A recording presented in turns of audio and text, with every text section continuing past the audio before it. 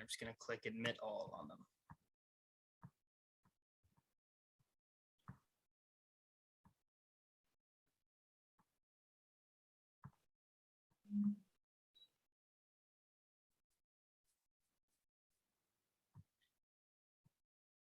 Okay, thank you everyone for joining. Oh, looks like we have another person joining now. Thank you all for joining our seminar. Um, my name is Darren. I'm one half of the digital squad for the Kawartha Lakes Digital Main Street program. I'll let my colleague introduce himself as well. Thank you, Darren. I'm Dylan Tamlin. I'm the other half of the Kawartha Lakes Digital Service Squad, and we're happy to bring you this presentation on social media content creation today. So just a little bit of a heads up for everyone. We will be recording this and posting it afterwards to YouTube, and we can send you links as well, just in case you want to go back and look at anything that we covered today. That way you can go and check it out at your discretion. So I guess with that, we'll jump into the presentation now. Again, this is just going to be going over some social media content creation tips. So that's with actually making the posts themselves to go on social media, as well as how to properly utilize the different platforms. So starting off here, we're going to jump into formatting, starting off with Facebook formatting. So when you're creating your Facebook for your business, you're going to want to use pages rather than accounts. You will need to create a personal account to set up the page, but you're going to want to actually make your posts on a business page. So that's simple enough. You just log into your regular account and then click on the pages tab on Facebook and then click create a page. This will just help with different tools for posting, different analytics, ad softwares and stuff like that. And it's also just better for people finding your content as well as following it. They can just like the page or subscribe it rather than having to add you as a friend and then you having to go in and accept all of the friend requests from people trying to follow you to get your information. When it comes to Facebook posts, you can do a variety of different posts, including photos, videos, or text. Photos and videos tend to be more attention grabbing because they kind of stand out from the text posts, and graphics will grab the eye a lot more than a paragraph of text. But text is also very useful for informational posts, mainly when you have more words in the caption and the posts that you're making. Just because sometimes if you have less words and no photos or videos, it can kind of blend in with all of the other posts that are going on around it. But if you do have enough words there, then the text can pop as well on the screen, and it can be very useful for getting a big amount of information to your customers. When you're creating captions as well, it's also good to add in emojis, not a huge amount, use them sparingly and use them wisely. Don't just throw in emojis for the sake of having emojis, rather incorporate emojis that are linked to the content of your caption, because they're colorful, they stand out from the text, and they'll grab people's eye a lot more than just having text there. And it kind of adds a little bit of personality to the caption as well, and kind of makes you seem a bit more human rather than it being a corporate entity posting the posts themselves. Next, we're going to speak about hashtags. Hashtags are a good way for people to find your post without following you. So what you can do is add hashtags that have to do with whatever content you're posting about. So say you're promoting a new product, you can do hashtag and then whatever the new product is. That way, when people look up the hashtags on Facebook using the search bar, your post will show up under that tag, and people who are looking for the type of content that you're posting will be able to find you easier. Another good thing is tagging. So say you're doing collaborations with another business, or if there's any reason that there's someone else in one of your posts and you'd like to tag them so that people know who they are, then tagging is a good option. The other good thing is if you tag someone, they'll be way more likely to share it, because they'll 100% know that you made the post, because they'll get a notification saying, oh, this person tagged you in a post, and they'll be able to share it and therefore reach a wider audience. Another good thing to do is locations. because people can search up locations on Facebook and find posts under that specific location. If someone's looking for, say, something to do in Kawartha Lakes, and you put a Kawartha Lakes location in one of your posts, then they'll be more likely to find your post. And as well, if someone were to just come across your post randomly on Facebook and you have a location there, it allows them to know exactly where you are located. Next, you're going to want to keep your post thematic. So what I mean by that is keep it consistent with your brand. So whether you're using, specific cartoon styles for graphics, or you have certain colors that you always use in your posts or in your logo, it's always good to keep them all consistent. So when people see your post come up on their feed, they can instantly recognize it as your brand. And then it just helps keep a cleaner look as well when going through all of the posts that you've made. And it also just looks a lot more professional. So keeping them thematic with your brand really helps with people recognizing your brand, and it not just kind of blending in with all the other posts that they're seeing. Next, you're going to want to look into Facebook Business Suite as well, because it just gives you so many different options for posting, for analytics, for ads. Especially the ads is something, Facebook has a really good ad system. If you're trying to target a specific audience, whether you're going by demographic or by geographical location, you can specify those in Facebook ads, and it will specifically target the exact people you're wanting to reach. So these do cost money, but you'll be paying to get word out of your business to the exact people that you're wanting to reach. So it's definitely a good thing to look into when you're making posts. Next, we're going to be going over Instagram.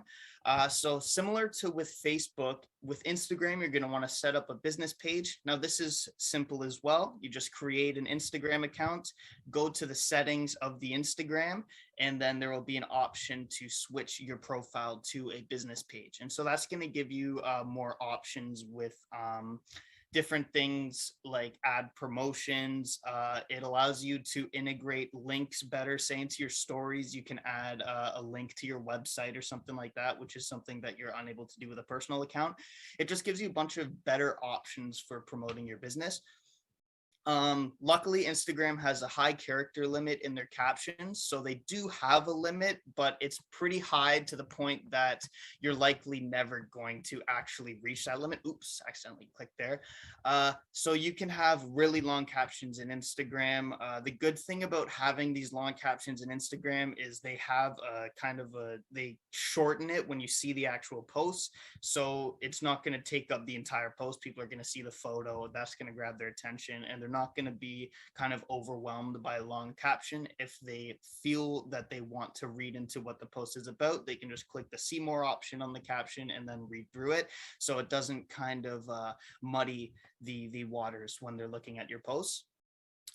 One thing to keep in mind with Instagram is, unlike Facebook, you need to post a photo or a video. You can't just do text only posts, but you can post multiple photos and videos at a time and have the slide option. You can post, say, a photo of a new product that you have out, and then right beside it have a video of how to use it, or a more in-depth view of the product, or something like that. So that's something good about Instagram, is you have a good mix of photos and videos within a singular post.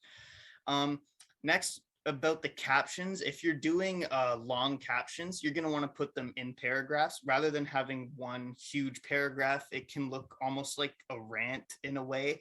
So what you're going to want to do is segment the information in your captions by what's relevant to that information. So if it's two different topics, put it in two different paragraphs separated by a space, or you can do paragraph space and have a period in this space and then paragraph below it, just to keep it looking clean and better organized as well.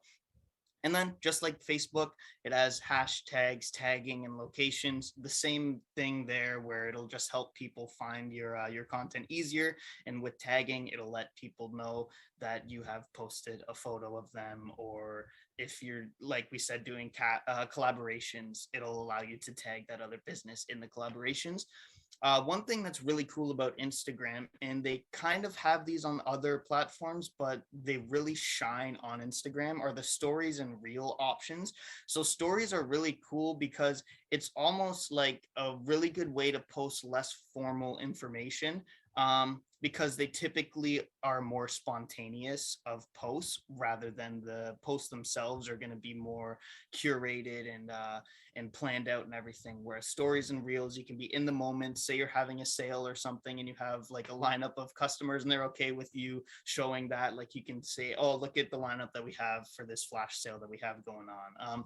The other really good thing about stories is that you can have a lot of engagement options, whether that's polls, Q&As, stuff like that. It'll allow you to post to your customers, hear their feedback, and it'll help them feel heard because you'll be proving that their feedback is valuable to you, especially with Q&As and stuff like that.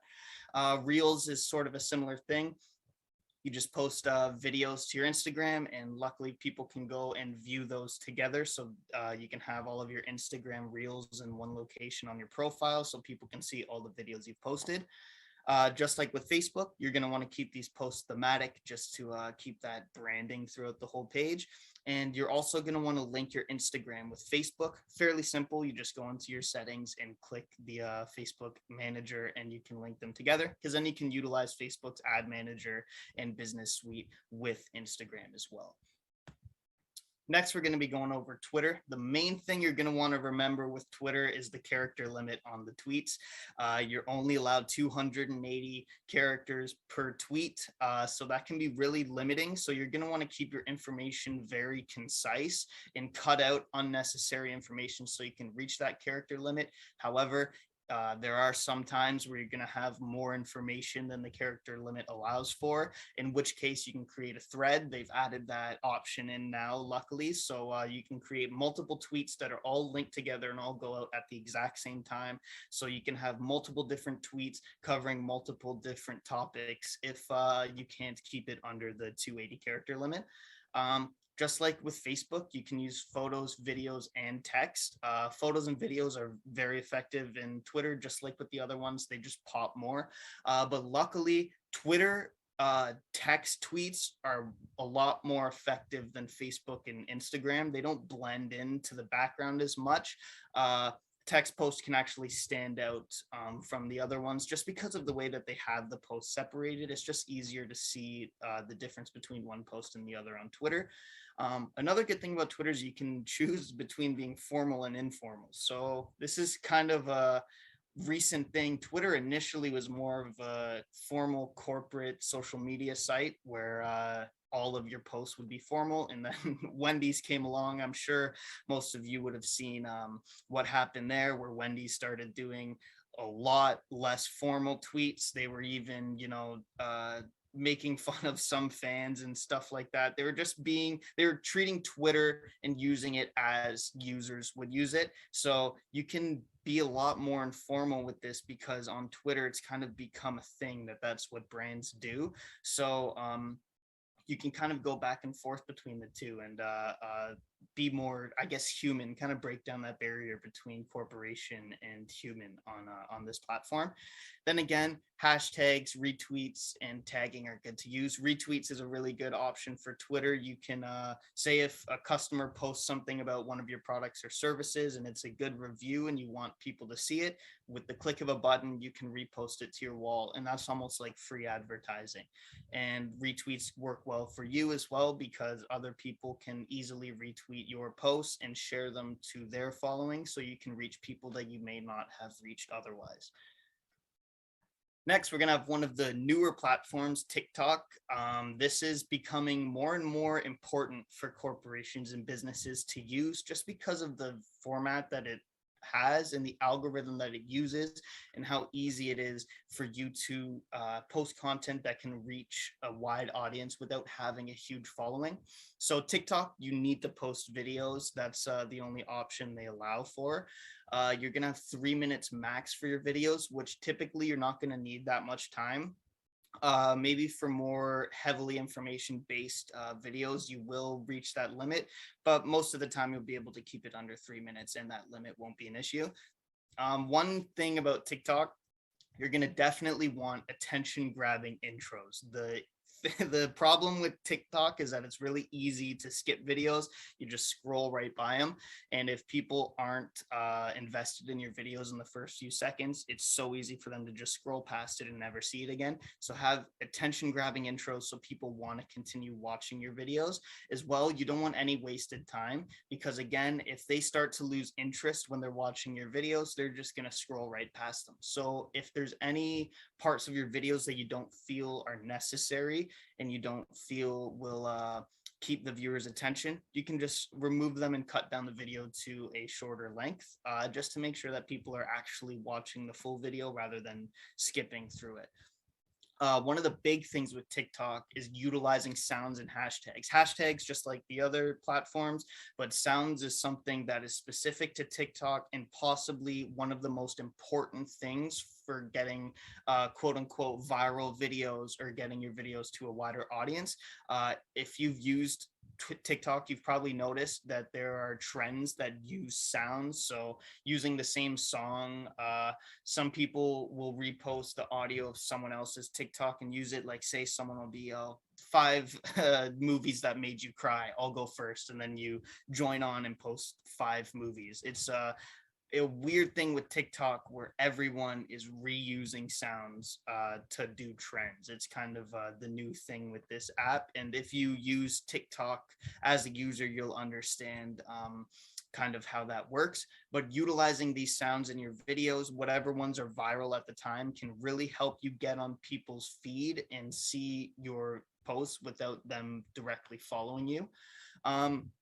Another thing with TikTok, just like with the other platforms, you're going to want to set up a business account similar to Instagram. Just create a regular account and switch it over to a business profile in the settings. This gives you access to the influencer web, which is a really good tool to find endorsers and partnerships with different influencers. You can go search up specific types of pages.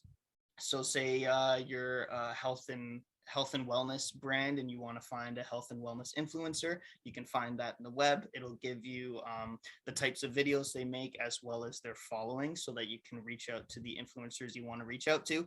Gives you better analytics, so you can kind of get a better grasp of what videos are performing well and which ones aren't, as well as specialized promotion options to get better advertising to reach a wider audience of people. And finally, we're going to talk about YouTube as well. YouTube is kind of the least important of all of them, because the other ones are going to be a lot better for getting word of your brand out there. YouTube will be really good for posting videos about your products and services though. So with YouTube, you're going to want to make engaging and professional videos, because just like with TikTok, it's really easy to leave a video for another one if it hasn't grabbed your attention. So try to make them as attention grabbing as possible to increase watch time. Sorry about that. Because as your watch time increases, YouTube will be more likely to put your videos through their algorithm and get your videos on other people's feeds. You can also share your YouTube videos to other social media sites. So when you upload a video to YouTube, share it to your Facebook, Instagram, Twitter, say, oh, we just uploaded this video here, go check it out. That way, any users that are following you on those sites but not following you on YouTube will still be able to find it. Utilize descriptions. So descriptions are kind of like YouTube's caption system. When you're uploading a video, you can write a description of what the video is about. And a lot of that is what is going to be utilized with YouTube's algorithm for people searching videos. So write a very in-depth description of what your video is about and what it includes, and use a lot of keywords in it, because when people search up those keywords, it'll be more likely that your video will pop up if those words are in your description. Same thing with tags. Tags is like the hashtag system. Add a bunch of tags that have to do with your video, as many as you can, because then when people are searching up those keywords in the YouTube search bar, then it'll be a lot more likely that your videos will pop up. Once you've reached 1,000 subscribers as well on YouTube, you can apply for monetization, which means that there will be ads playing on your videos and you will make money from every view that you get. It's not a huge amount of money, but the more views you get, the more money you get. And it's worth just doing, just because you can get a little bit of revenue from it rather than posting and getting nothing from it. And so to reach that 1,000 subscriber milestone, it's really good to encourage viewers to subscribe. You know, just tell them, oh, if you like this content and want to see more like this, hit that subscribe button. A lot of content creators do this because studies have shown that if you give them viewers a prompt to subscribe, they will be a lot more likely to do it rather than if you just don't mention it at all. And next, just like the other social media platforms, you can pay to promote your videos, get it on the front page of YouTube and stuff like that. They use Google's advertising system because they are owned by Google. So it's definitely good to pay to promote your videos if you want more people seeing them but don't quite have that following yet. So next, we're just going to talk about actually creating graphics for, say, Facebook, Instagram, Twitter, and social medias like that. So personally, to me, Canva is the best one to start with because it's a really in-depth program that is incredibly user-friendly. The drag and drop photo editing is a perfect option. So you can take elements that they allow you to use and just simply click them and drag them onto your graphic, and you can move them around the same way. There's also slider filters and photo adjustment. So you can easily add filters to your photos and adjust them to look however you want them to look. There are free elements in stock photos that you can take and add into your graphics. So, you know, stock photos, just regular photos that photographers have taken, elements being like little cartoons that you can add in that really help bring the graphics to life. And those you're allowed to use royalty free. Any ones that they allow you to use, you're able to take them, put them on your graphic, and say throw them on social media, throw them on your website. They're all royalty free. You can also share documents on Canva. So if you are collaborating with other coworkers on one graphic, you can share it between you and them. This does bring some issues when multiple people try to edit at once, but as long as you kind of collaborate when you're going to be editing the photos, you won't really have any issues with it, and you'll easily be able to share it. There's also paid plans with more options, so that'll give you more elements, more photos that you can use. Also better photo editing options. One of the best ones is background remover, so you can just remove backgrounds from whatever photos you want and put them in your graphics. So say there's a photo of you that you want to put on a graphic, or like a product that you have or something like that, and you want the background removed, it just does it for you really easily and really quickly. So it's really good for that. There's also a post scheduler. So if you want to take a few posts that you've made in Canva and schedule them to go to social media, you can do that directly from the site. Up next, we're going to be just talking about Photoshop. Photoshop is a more complex and in-depth version of Canva. This is probably the best photo editing option out there because, the possibilities are pretty endless with what you can do with it as long as you know what you have to do. That means it is also the most complex, unfortunately, but it's definitely worth learning. It takes time to learn it, but definitely very useful. The Microsoft app will cost you money, but you can find free versions of it online. You can find free videos on how to use it online as well. So it's definitely something really worth getting into. And some other options are Poster My Wall, Microsoft Publisher. These are kind of more similar to Canva, and they're not quite as in-depth and maybe a little less user-friendly. But if you don't like Canva and Photoshop's layouts, then these are definitely good alternatives. So now we're moving into actually posting.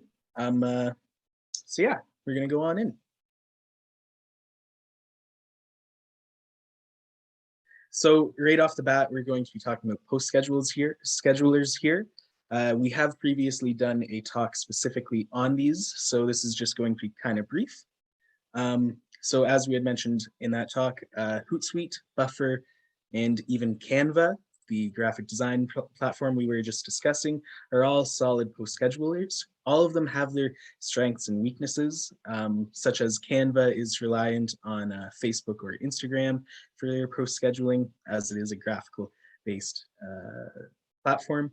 Hootsuite, though, it can schedule posts into things like Twitter and YouTube, other areas that Canva, for instance, cannot.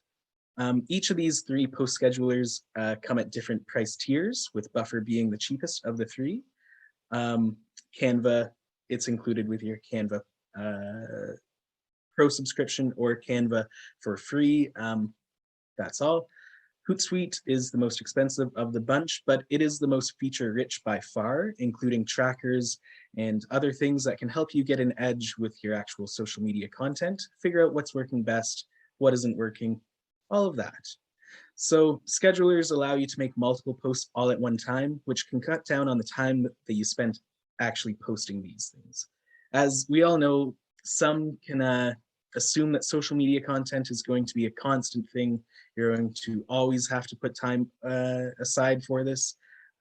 With the use of post schedulers, though, you can set aside just an hour, say a week, and work away for your week, your 2 weeks, or even a full month. And yeah, so now we're going to be moving on.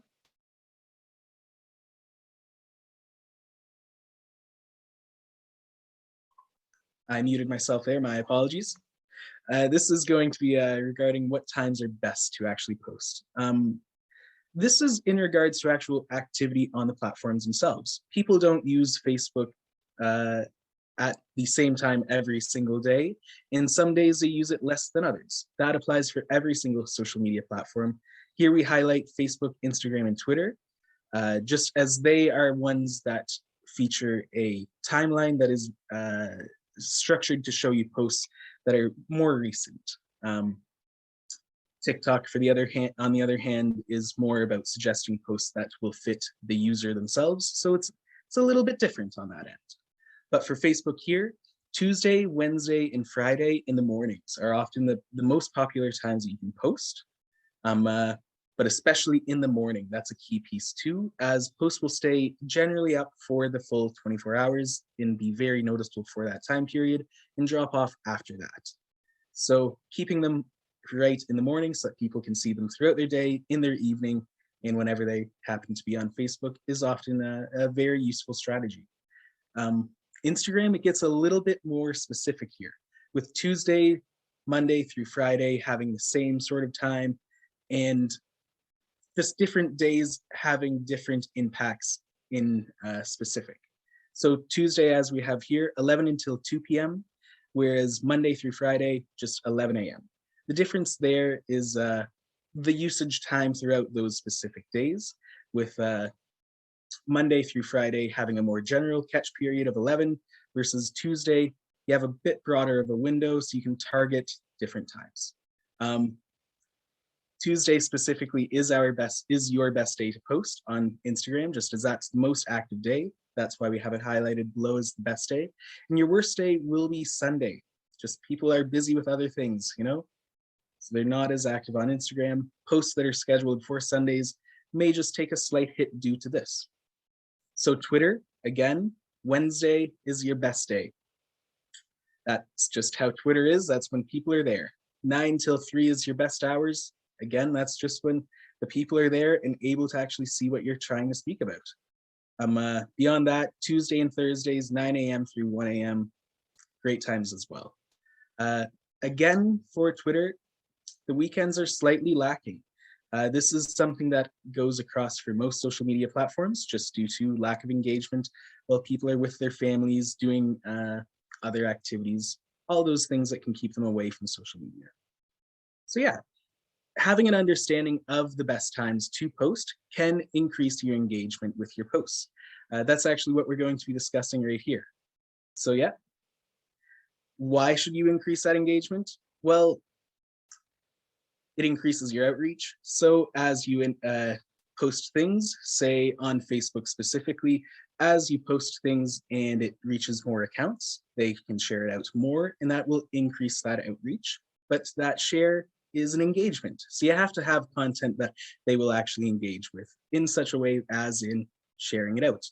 Likes can also increase that outreach because people can see what other people have liked, because it'll just be promoted by Facebook as Facebook believes that you may have similar interests.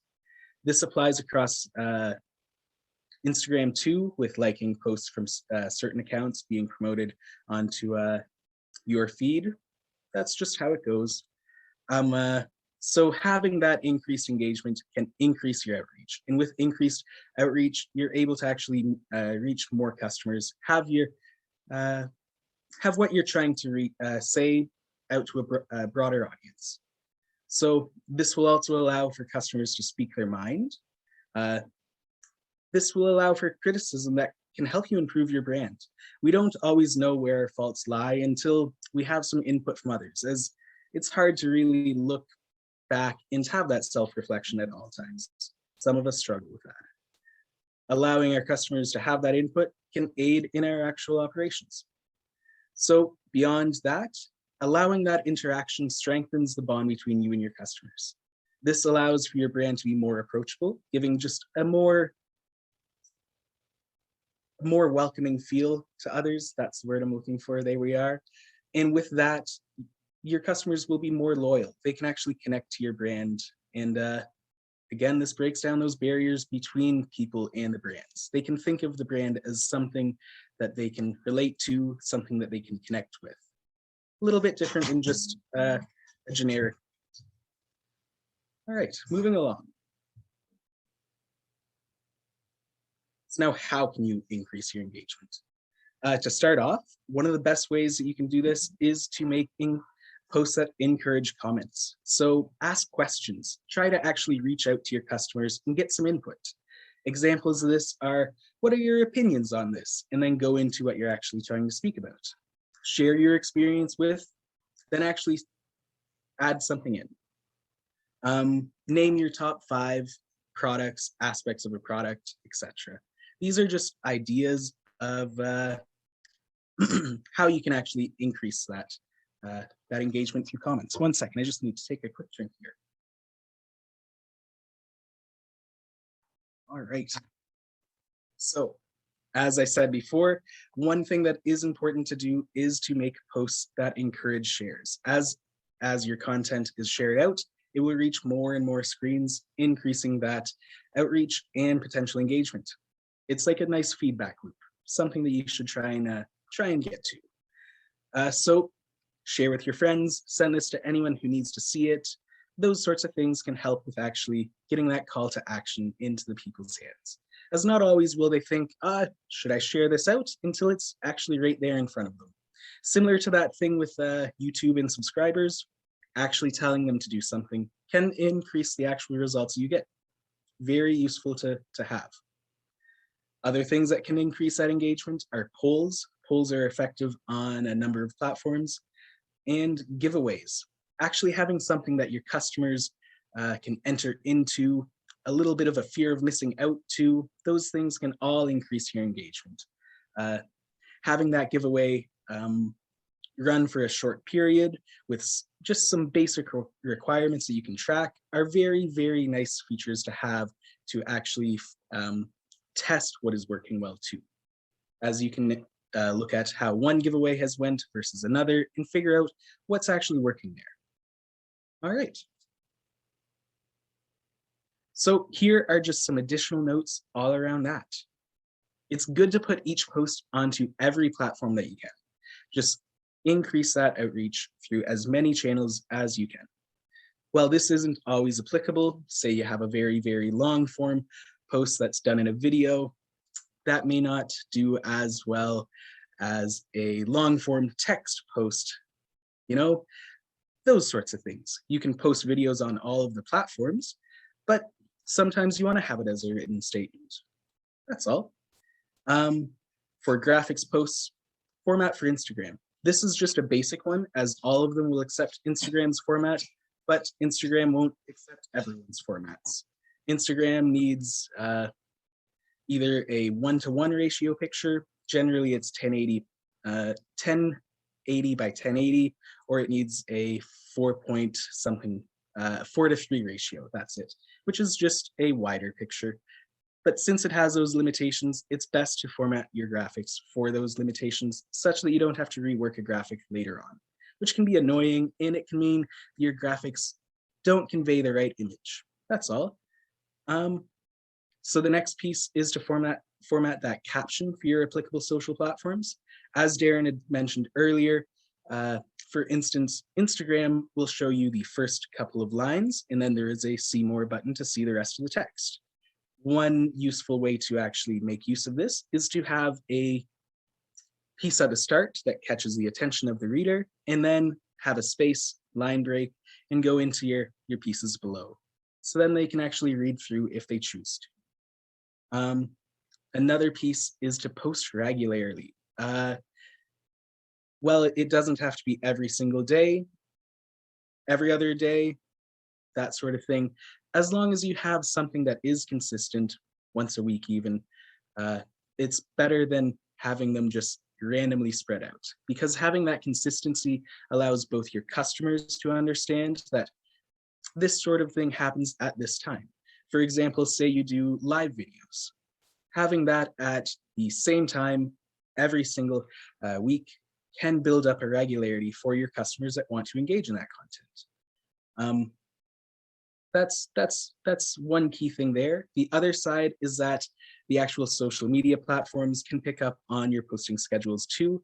And by sticking to a regular schedule like that, you are able to work better within the algorithms that are found on social media websites. So now the next piece, this goes back actually to formatting those posts, is to keep those graphics simple. Make sure that off the first glance, people can understand at least what you're trying to get to. It doesn't need to be a very in-depth image, as people are often scrolling through. You want something that'll catch the eye and make people actually stop and look. So having them actually formatted to the right size, very important, because then your graphic will actually look as intended. This makes them easier to interpret too, and they're more likely to actually remember what they've seen. That recall rate is very important for your customers when you're posting things like, say, an upcoming special or an ongoing deal. So the next piece is to reply to your audience's comments and messages as much as possible. This goes back to that engagement piece. Well, your comment may not count as a specific engagement piece, as it's your own page. It gives your customers a chance to reply again, and that can create a conversation down below, which you can actually gain some useful insights from and increase your engagements all at the same time. Useful strategy to have. I believe that is what we have for our additional notes. Do you guys have any questions for us?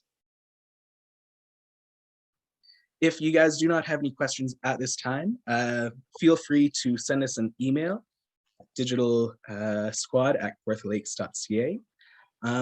And we would be happy to set up either a phone call or Zoom call so that we can go into a more in-depth discussion of your question.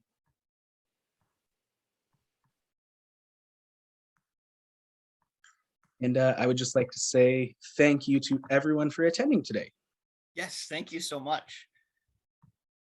And we will be holding more of these seminars in the future as well. It'll be the same way that you sign up. Just go to that same sign up page and you'll be able to register for the Zoom link.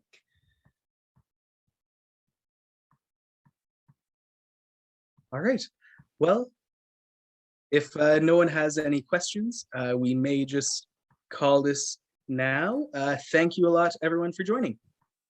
And once again, you will be able to see this video shortly. We're going to have the recording uploaded to YouTube, and we can send out the link once that's ready to go. Thank you for mentioning that, Darren. I completely forgot about that piece. Very good for everyone to know. All right. All right. Thank you, everyone. And everyone have a great rest of your week and a great weekend as well.